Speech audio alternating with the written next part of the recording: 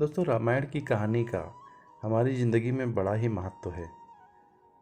रामायण की एक एक बात हमें हमेशा कुछ ना कुछ सीखने को प्रोत्साहित करती है, हमारे जीवन जीने के तरीके को प्रभावित करती है।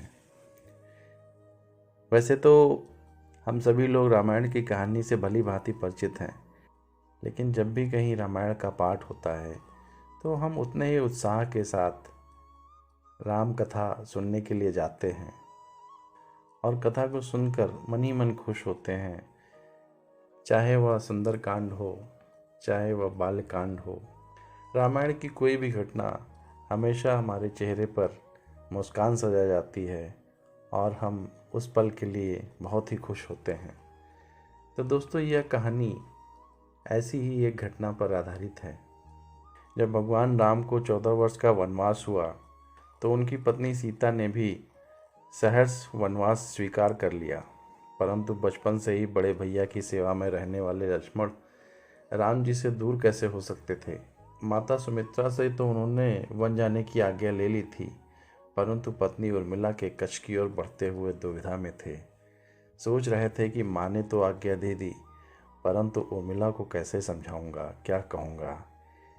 यही सोच विचार करते हुए जब अपने कच्छ में पहुँचे तो देखा कि उर्मिला आरती का थाल लेकर खड़ी थी।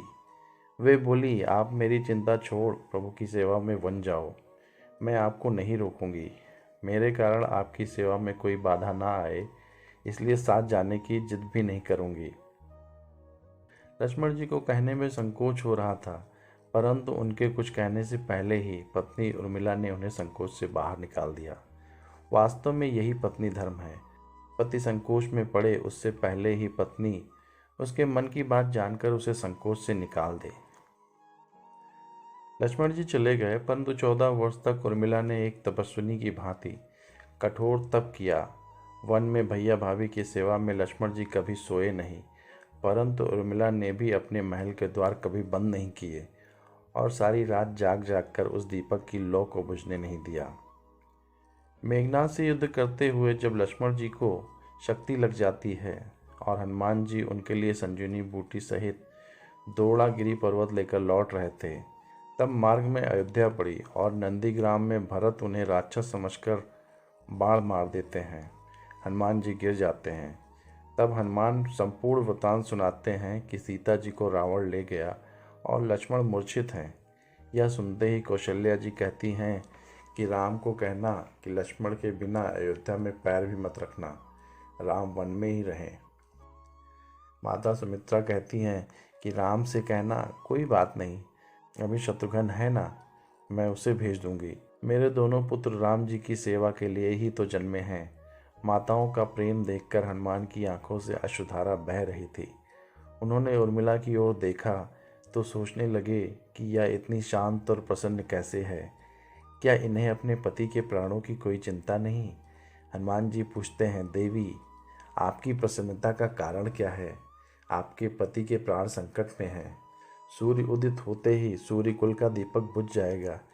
इस पर उर्मिला का उत्तर सुनकर तीनों लोगों का कोई भी प्राणी उनकी वंदना किए बिना नहीं रह पाएगा। वे बोली, मेरा दीपक संकट में नहीं है, वह बुझ नहीं सकता। रही सूर्योदय की बात, तो आप चाहे तो कुछ देर और अयोध्या में विश्राम कर लीजिए, कारण आपके वहां पहुंचे बिना सूर्य उदित नहीं हो सकता। आपने कहा कि प्रभु श्री राम मेरे पति को अपनी गोद में लेकर बैठे हैं। जो योगेश्वर राम की गोद में लेटा हो, काल उसे छू भी नहीं सकता। या तो वे दोनों लीला कर रहे हैं। मेरे पति जब से वनवास गए तब से सोए नहीं हैं। उन्होंने ना सोने का प्रण लिया था, इसलिए वे थोड़ी देर विश्राम कर रहे हैं, और जब भगवान की गोद मिल गई तो थोड़ा अधिक विश्राम हो गया। वे उठ जाएंगे और शक्ति मेरे पति को लगी ही नहीं है, शक्ति तो राम जी को लगी है। मेरे पति के हर श्वास में राम है, हर धड़कन में राम है, उनके रोम रोम में राम है, उनके लहू की बूंद बूंद में राम है। और जब उनके शरीर और आत्मा में केवल राम ही हैं, तो शक्ति राम जी को ही लगी है, वेदना राम जी को हो रही है। इसलिए हे हनुमान, आप निश्चिंत होकर जाएं, सूर्य उदित नहीं होगा। दोस्तों, राम राज्य की नींव महाराज जनक की बेटियां ही थी, कभी सीता तो कभी उर्मिला। भगवान राम ने तो केवल राम राज्य का कलश स्थापित किया था, परंतु राम राज्य इन सबके प्रेम, त्याग, समर्पण और बलिदान से ही आया था।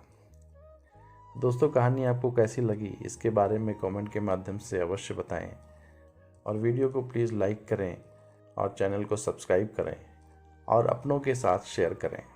धन्यवाद।